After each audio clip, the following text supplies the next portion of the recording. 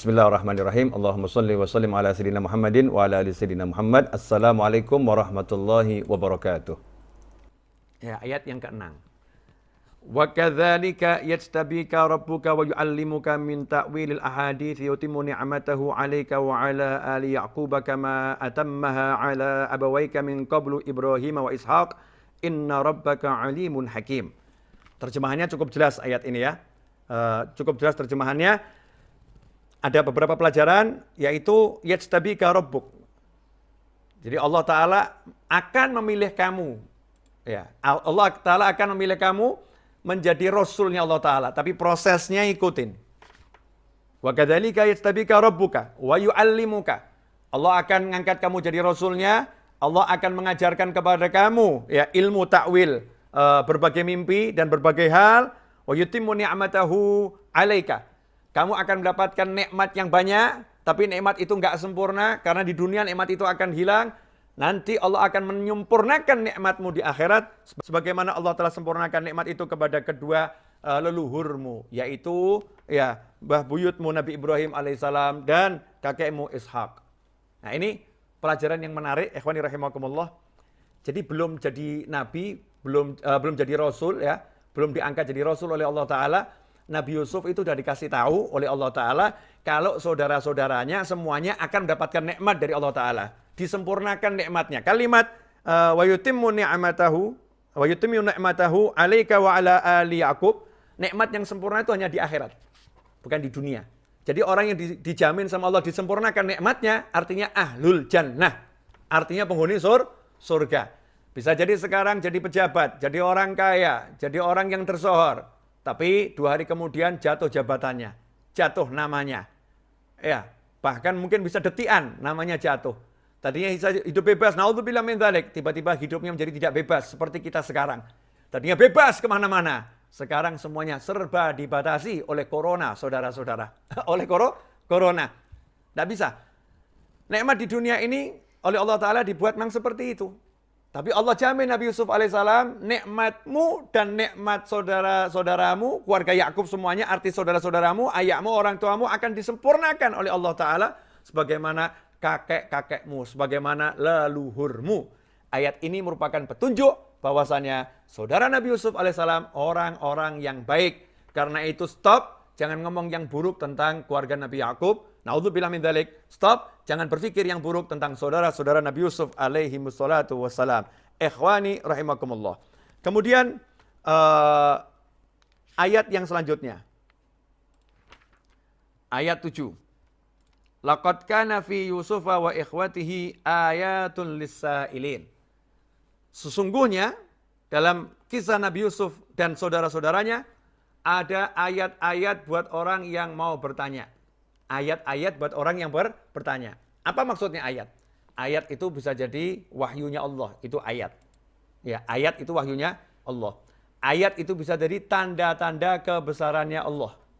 Tanda-tanda kebesarannya Allah itu juga ayat. Ya, ayat juga bisa jadi hikmah-hikmah. Ya, ilmu juga dikatakan ayat. Maka dalam kisah Nabi Yusuf ini ada tanda kebesaran Allah, ya, wahyunya Allah, dan ada ilmu yang luar biasa buat orang yang bertanya. Orang yang bertanya saat itu di zaman Nabi Muhammad SAW adalah orang-orang Yahudi. Nah, ketika orang-orang Yahudi ini tanya tentang kisah Nabi Yusuf, kemudian dibacakan surat Yusuf, mereka pun masuk ke dalam agamanya Allah Subhanahu wa Ta'ala, dan itu menjadi tanda-tanda kebesarannya Allah Subhanahu wa Ta'ala. Kemudian ayat yang ke-8. Kita lanjutkan ayat yang ke-8. Idh qalu la Yusufu wa akhuhu ahabbu ila abina minna wa nahnu usbatun inna abana lafi dhalalim mubin. Ayat yang ke-8, idh qalu, ketika kakak-kakak Nabi Yusuf, selain adiknya Nabi Yusuf Bunyamin, tapi yang disebut di sini adalah kakak-kakak Nabi Yusuf dari ibu yang berbeda. Idh qalu la Yusufu, sungguh, dengan kata lam taukid, sungguh Yusuf wa akhuhu, dan saudara kandungnya yaitu Bunyamin, ahabbu ila abina minna, lebih dicintai oleh ayah kami dari kami, lebih dicintai oleh ayah kita daripada kita. Jadi ayah kita lebih mencintai Yusuf dan saudara kandungnya lebih daripada kita semua. Wa nahnu usbah, Padahal kami ini yang dewasa, yang kerja, yang cari uang, yang kami ke sawah, kami ke hutan, kami ini yang kerja keras, ya, kami yang nolong ayah, kami ini yang mati-matian, ya, kalau bahasa kita gitu. Kami yang mati-matian, kami yang kerja keras, kami yang lelah-lelah, tapi yang dicintai kok Yusuf sama adiknya ini yang dicintai. Inna abana lafi dhalalim mubin. Sungguh nih ayah kita telah melakukan kesalahan yang nyata ini. Ini dhalal di sini bukan berarti tersesat. Karena dhalal bisa berarti tersesat jalan, ya. Dhalal bisa berarti salah, ya. Berbuat salah.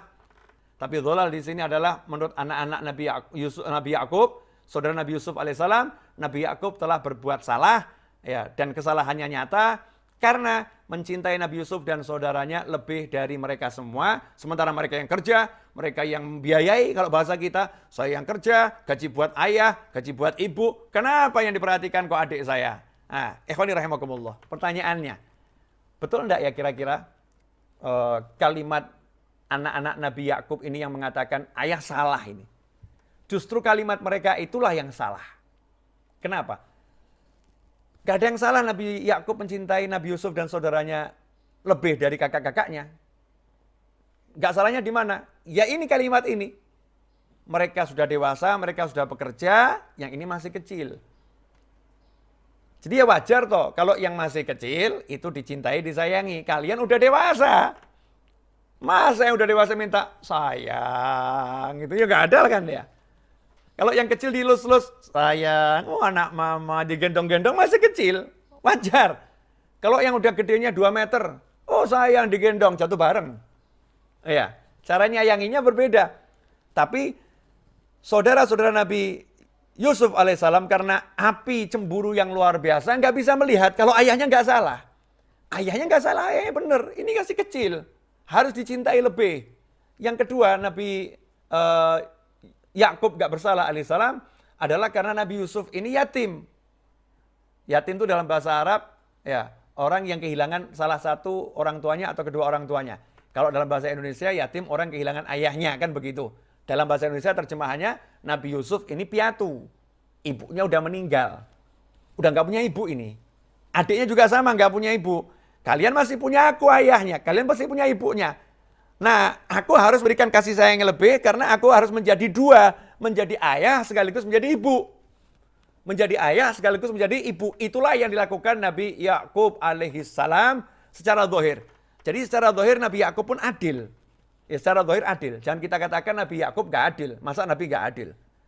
Masa Nabi gak adil? Jadi Nabi Yakub adil dan bijaksana. Tetapi anak-anaknya terlampau cinta. Nah itulah nasib saudara-saudara. Ya. Seseorang kalau udah dicintai lebih, walaupun sudah menyayangi lebih, dianggap tetap belum sayang. Ini para pemirsa mungkin banyak suami-suami juga ya. Jadi kalau suaminya merasa kamu nggak mencintai aku ya, jangan bingung. Jangan bingung. Itu yang ngomong kamu nggak mencintai aku, berarti cinta banget tuh yang ngomong. Yang ngomong cinta banget. Iya, jadi nggak puas ya, nggak pernah puas. Makanya saudara Nabi Yusuf gak puas sama ayahnya. Kurang. Maka merasa Nabi Yusuf dan adiknya ini mengganggu. Mengganggu untuk menikmati ayah. Mengganggu untuk menikmati ayah. Jadi dari awal ini kisah cinta. Ya kisah cinta yang luar biasa. Cintanya anak kepada orang tua. Jarang loh anak yang bisa cinta sama orang tua seperti ini. Artinya Nabi Yakub dikarunia anak-anak yang luar biasa. Anugerah itu. Anaknya sayang, anaknya cinta. Kalau kita mungkin, auzubillah min dzalik, ada yang anaknya cintanya sama orang lain. Cintanya sama ayahnya orang lain. Ya, cintanya sama temennya. Ini enggak. 12 anak semua cinta sama orang tuanya. Prestasi yang luar biasa. Gimana nih bisa seperti ini? Ikhwani rahimakumullah.